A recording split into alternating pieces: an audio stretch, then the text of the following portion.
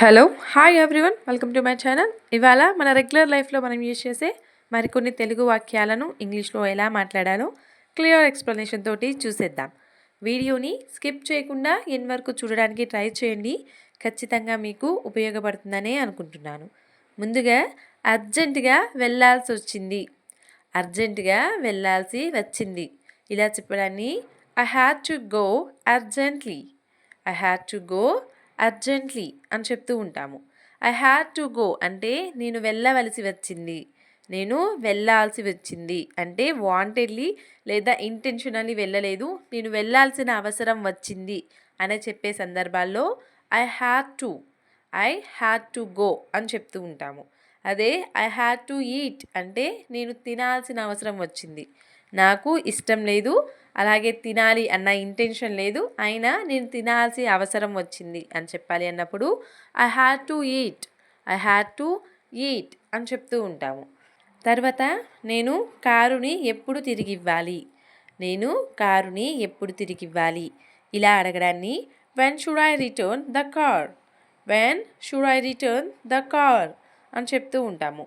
When should I return అంటే నేను ఎప్పుడు తిరిగి ఇవ్వాలి, నేను ఎప్పుడు రిటర్న్ చేయాలి అని అర్థం వస్తుంది. తర్వాత ఈ పని నువ్వు ఎప్పుడో చేయాల్సింది ఇలా అంటూనే ఉంటాం కదా. ఈ పని నువ్వు ఎప్పుడో చేయాల్సింది అని ఇలా చెప్పడాన్ని you should have done this much earlier, you should have done this much earlier అని చెప్తూ ఉంటాము. చేయాల్సింది, చెప్పాల్సింది, తీసుకోవాల్సింది ఇలా ఏదైనా జరిగిపోయిన విషయం గురించి మనం రిగ్రెట్ అవుతున్నప్పుడు యూ షుడ్ హ్యావ్ లేదా ఐ షుడ్ హ్యావ్ అని యూజ్ చేస్తూ ఉంటాము. I should have done this అంటే నేను ఇది చేసి ఉండాల్సింది, I should have taken this అంటే నేను ఇది తీసుకొని ఉండాల్సింది ఇలాంటి అర్థాలు వస్తూ ఉంటాయి. You should have done this అంటే నువ్వు ఇది చేసి ఉండాల్సింది. మచ్ ఎర్లియర్ అంటే ముందే ముందే అనే అర్థం వస్తుంది.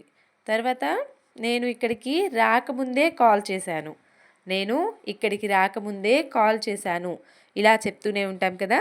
ఇలా చెప్పడాన్ని I had call him before I come here, I had call him before I come here అని చెప్తూ ఉంటాము. I had called him, I had called him అంటే నేను అతనికి కాల్ చేశాను. Before I come here, before I come here అంటే నేను ఇక్కడికి రాకముందే. తరువాత అతనికి టీ తాగే అలవాటు ఉంది, అతనికి టీ తాగే అలవాటు ఉంది ఇలా చెప్పడాన్ని he is in the habit of taking tea, he is in the habit of taking tea అని చెప్తూ ఉంటాము. అలవాటు ఉంది అని చెప్పాలి అనుకున్నప్పుడు he is in the habit, he is in the habit of అని వాడుతూ ఉంటాము. తర్వాత నీకేమైనా సిగ్గు ఉందా, నీకు ఏమైనా సిగ్గు ఉందా ఇలా అంటూనే ఉంటాం కదా. ఇలా అనడాన్ని do you have any shame, do you have any shame అని అడుగుతూ ఉంటాము. తర్వాత ఆమె చెప్పింది నువ్వు తప్పుగా అర్థం చేసుకున్నావు, ఆమె చెప్పింది నువ్వు తప్పుగా అర్థం చేసుకున్నావు ఇలా చెప్పడాన్ని you misunderstood what she said, you misunderstood what she said అని చెప్తూ ఉంటాము. యూ మిస్అండర్స్టూడ్ అంటే నువ్వు తప్పుగా అర్థం చేసుకున్నావు లేదా నువ్వు అపార్థం చేసుకున్నావు అనే అర్థం వస్తుంది. వాట్ షీ సెడ్ అంటే ఆమె చెప్పింది ఏదైతే ఉందో దానిని నువ్వు తప్పుగా అర్థం చేసుకున్నావు అనే అర్థం వస్తూ ఉంటుంది. తర్వాత అతడిని మళ్ళీ రావద్దు అని చెప్పాను, అతడిని మళ్ళీ రావద్దు అని చెప్పాను ఇలా చెప్పడాన్ని I told him not to come again, I told him not to come again అని చెప్తూ ఉంటాము. ఐ టోల్డ్ హిమ్ అంటే నేను అతనికి చెప్పాను, నాట్ టు కమ్ రావద్దు అని, అగైన్ అంటే మళ్ళీ అని అర్థం వస్తుంది. I told him not to come అంటే నేను అతనితోటి రావద్దు అని చెప్పాను, అగైన్ అంటే మళ్ళీ అని అర్థం వస్తుంది. తరువాత బాగా నిద్ర పట్టిందా, బాగా నిద్ర పట్టిందా ఇలా అడుగుతూనే ఉంటాం కదా. ఇలా అడగడాన్ని did you sleep well, did you sleep well అని అడుగుతూ ఉంటాము. తర్వాత పండుగకు బంధువులు వస్తున్నారు, పండుగకు బంధువులు వస్తున్నారు ఇలా చెప్పడాన్ని relatives are coming to the festival, relatives are coming to the festival అని చెప్తూ ఉంటాము. రిలేటివ్స్ ఆర్ కమింగ్ అంటే రిలేటివ్స్ వస్తున్నారు, లేదా బంధువులు వస్తున్నారు, లేదా చుట్టాలు వస్తున్నారు, ఇలాంటి అర్థాలు వస్తూ ఉంటాయి. టు ద ఫెస్టివల్ అంటే పండుగకి, ఫెస్టివల్ అంటే పండుగ అనే అర్థం వస్తుంది. తర్వాత మెల్లమెల్లగా అతను ఇంగ్లీష్ చక్కగా మాట్లాడగలుగుతాడు. మెల్లమెల్లగా అతడు ఇంగ్లీష్ చక్కగా మాట్లాడగలుగుతాడు. ఇలా చెప్పడాన్ని gradually he can speak English well. Gradually he can speak English well అని చెప్తూ ఉంటాము.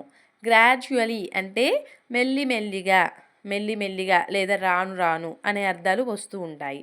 He can speak English well అంటే అతను ఇంగ్లీష్ని బాగా మాట్లాడగలుగుతాడు లేదా చక్కగా మాట్లాడగలుగుతాడు అనే అర్థం వస్తుంది. తర్వాత నువ్వు త్వరగా వెళ్తే ట్రైన్ని క్యాచ్ చేస్తావు. నువ్వు త్వరగా వెళ్తే ట్రైన్ని క్యాచ్ చేస్తావు ఇలా అంటూనే ఉంటాం కదా. ఇలా చెప్పడాన్ని if you go early you will catch the train. If you go early you will catch the train అని చెప్తూ ఉంటాము. ఇఫ్ యు గో ఎర్లీ అంటే నువ్వు త్వరగా వెళ్తే లేదా నువ్వు త్వరగా వెళ్ళినట్లయితే you will catch the train. You will catch the train అంటే నువ్వు ట్రైన్ని క్యాచ్ చేస్తావు లేదా నువ్వు ట్రైన్ని అందుకుంటావు అనే అర్థం వస్తుంది. తర్వాత నేను ఇది సొంతంగా చేయాలనుకుంటున్నాను. నేను ఇది సొంతంగా చేయాలనుకుంటున్నాను ఇలా చెప్పడాన్ని I want to do this myself. I want to do this myself అని చెప్తూ ఉంటాము. లాస్ట్ వన్ ఈజ్ ఆమెకు నచ్చ చెప్పడం వల్ల ఉపయోగం లేదు. ఆమెకు నచ్చ చెప్పడం వల్ల ఉపయోగం లేదు ఇలా చెప్పడాన్ని there is no use make her understand. There is no use make her understand అని చెప్తూ ఉంటాము. That's all for today. Thank you so much for watching. మీకు కనుక వీడియో నచ్చినట్లయితే తప్పకుండా లైక్ చేయండి. మరొక వీడియోతోటి మళ్ళీ కలుద్దాం. Chill then, bye bye.